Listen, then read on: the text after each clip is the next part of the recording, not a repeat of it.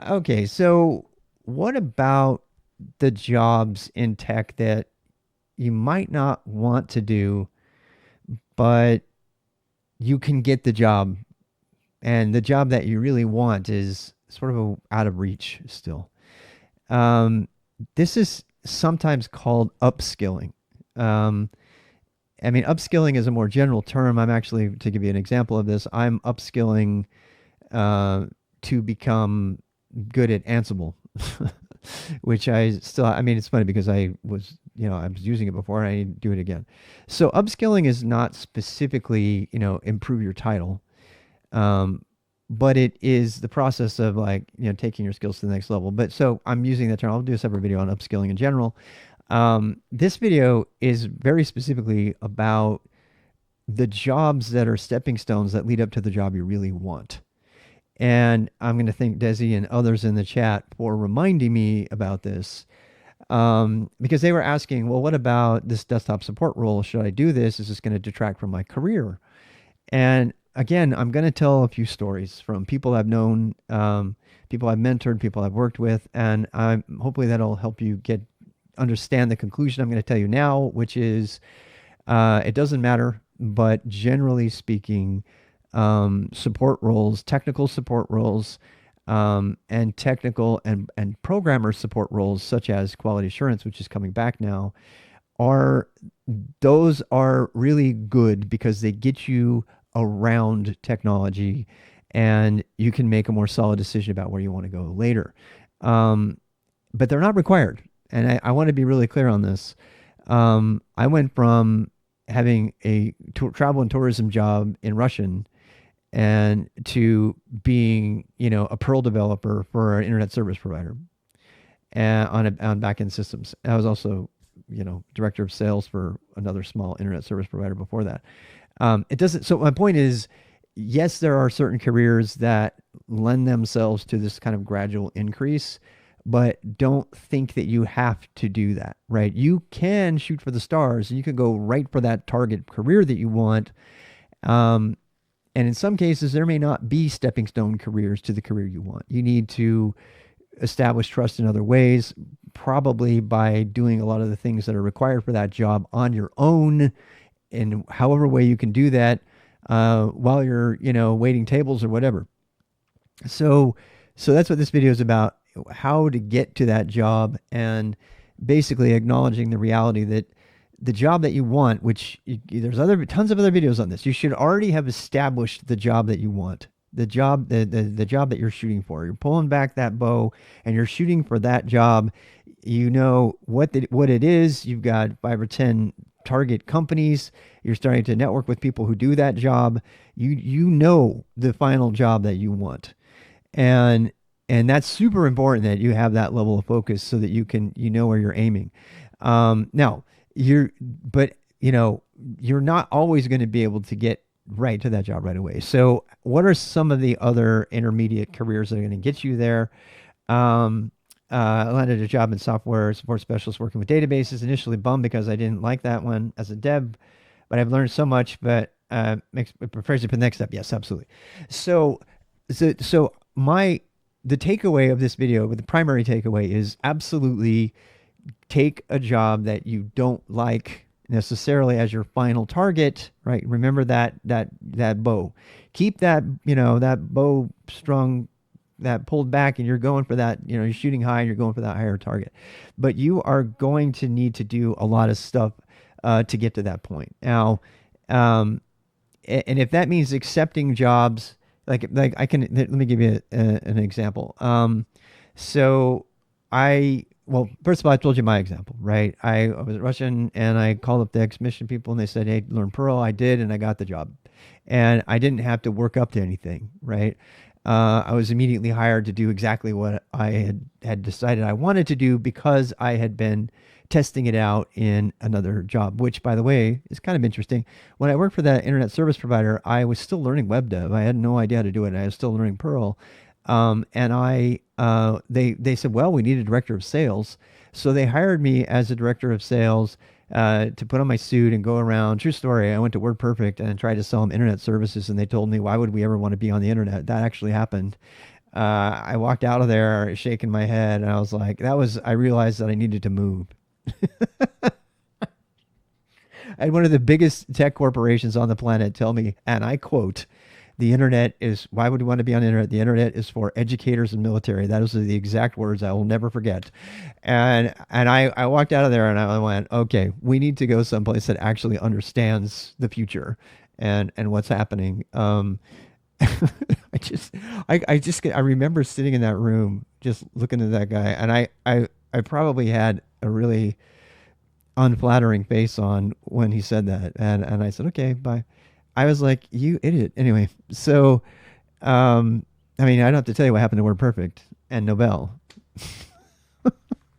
which is sad because Word Perfect was a much better application than Microsoft Word. It was far superior technically as an application. Anyway, so yeah, I worked as director of sales and ended up being, and then I said, well, I would really love to do whatever you want on the side, right? And I said, I'm doing web dev. They gave me by the way, they gave me the job because I showed them how to do backgrounds on web pages, and they were blown away. And in the interview, they said, how did you do that? And I went, it's the background tag. Yeah, I got skills. And they hired me to be their web developer. This is 94, so give me a break, okay? I had to learn HTML myself, separate videos on that, because there were no books. And so anyway, they hired me to be both the web developer and to wear the director of sales hat. And I said, well, if we're going to pay this guy, which they ultimately never did, I never got a single dime from them and I had to go on unemployment because the thing went under. And even though the company got bought out, and now it's a long story. Fibernet's still around, and I founded that company, and I still have no stock from it. I don't want to talk about it. And so what was the time? I know you wanted me to stay focused. This is what would happen in a mentoring session. If I were mentoring one-on-one, I would get sidetracked. I'm sorry. It's just how I am.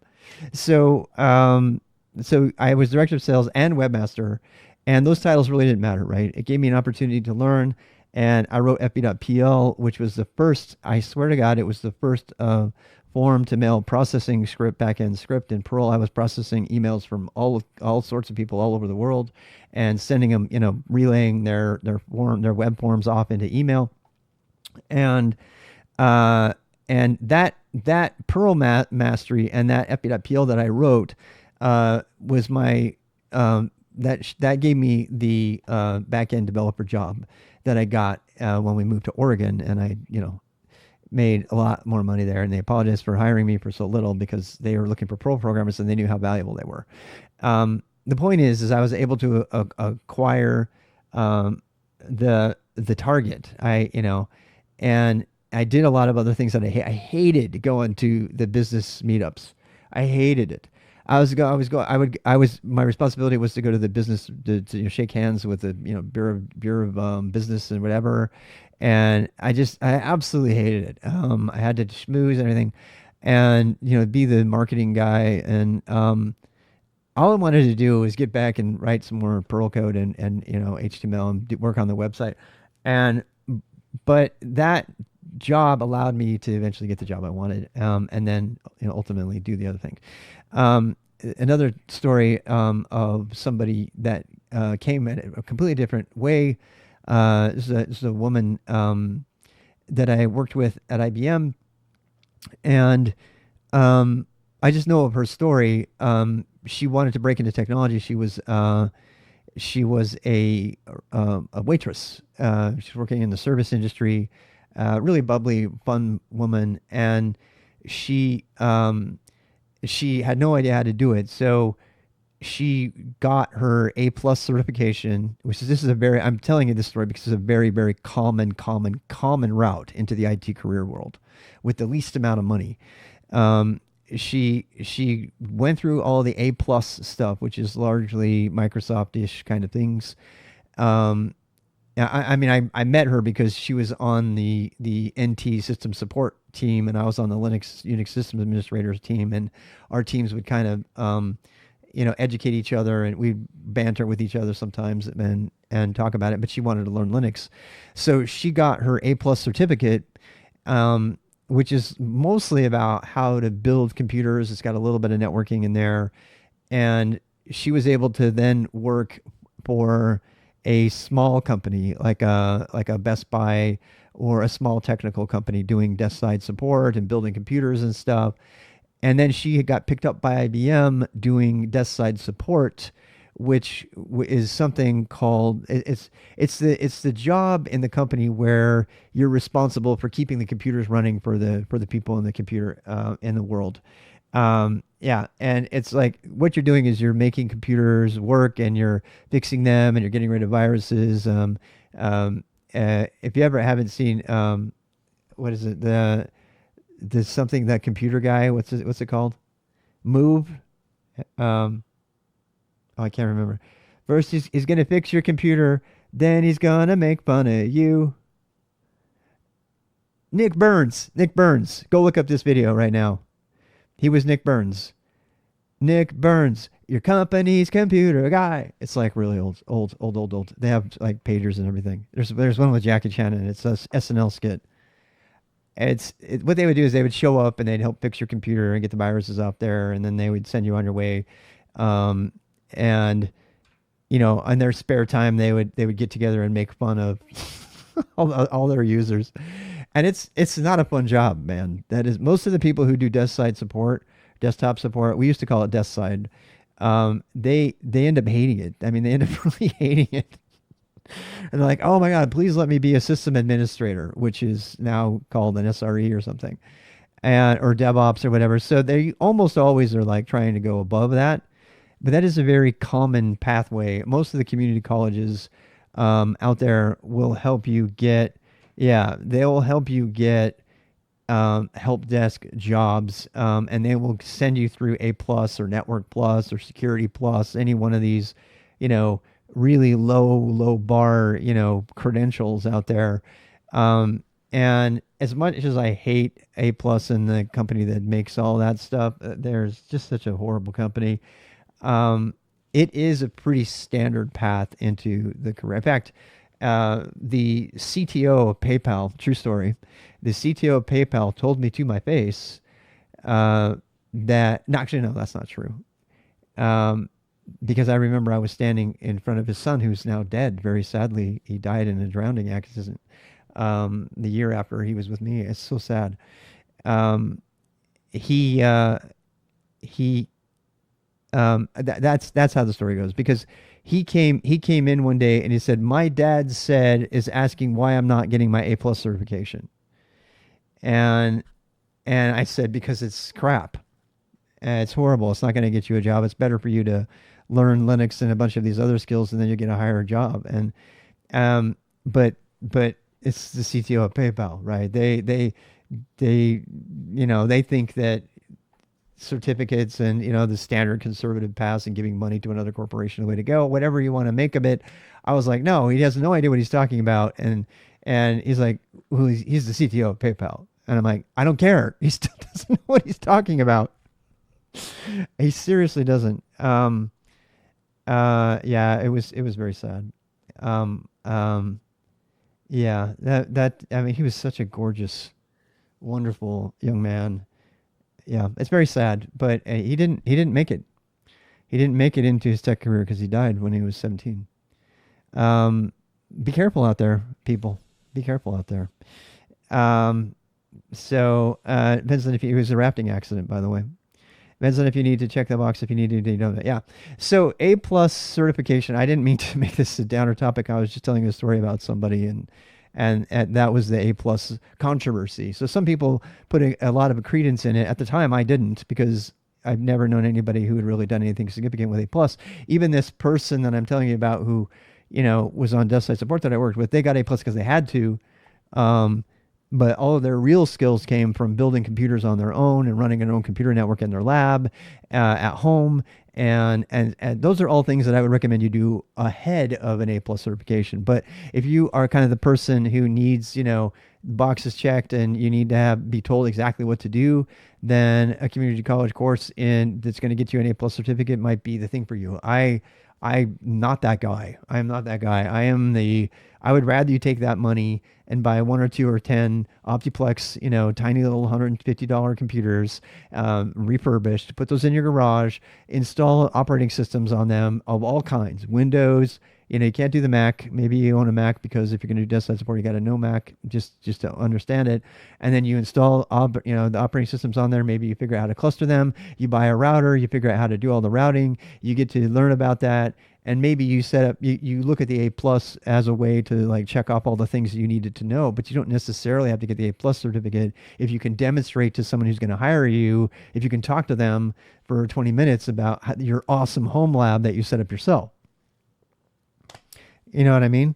So I think that that's a better use of your time. This video is about the titles that you need to get to that place, and ultimately, I think getting those other titles is fine. Whether it's an A plus desk side support person, usually the titles that are going to get you to, well, you need to figure out what the titles are for you, because I don't know. I don't know what titles get you to security analyst, right? Um, I mean, most of the security people that I know, they either started in desk side, they're already a system administrator. We're talking about high-end system security people. In fact, I don't know how many entry-level security jobs there are. I understand from what I've read that most of the really good security jobs are, they expect you to have a wide range of knowledge about all kinds of operational things and developer things. And then you just layer security on top of all of that as a part of what you already know. But there definitely are entry level security jobs. But in my experience, they almost always require extensive certification because they're usually government jobs or bank jobs. And that's the kind of thing where you would probably want to get a degree from WGU in cybersecurity because you pay the least amount of money, even though you get all the certs. And you don't, in that particular case, you would be jumping over having any kind of title. But if you need to pay the bills, having a desk side support job, getting A plus as a part of your certifications and that you're going to need is going to, or even security plus, and then getting that desk side job and paying the bills instead of, waiting tables, whatever, while you're working on your WGU and paying for your WGU and then getting your cybersecurity degree and going for it to get the rest of it. What's that? About the A plus and admin rights. Don't require A plus. Yeah. Well, you get admin rights. There are some that don't. I mean, again, that short list of companies that you would like to work for eventually, those are the kind of things you definitely need to figure out. All right. So that's the end of that video.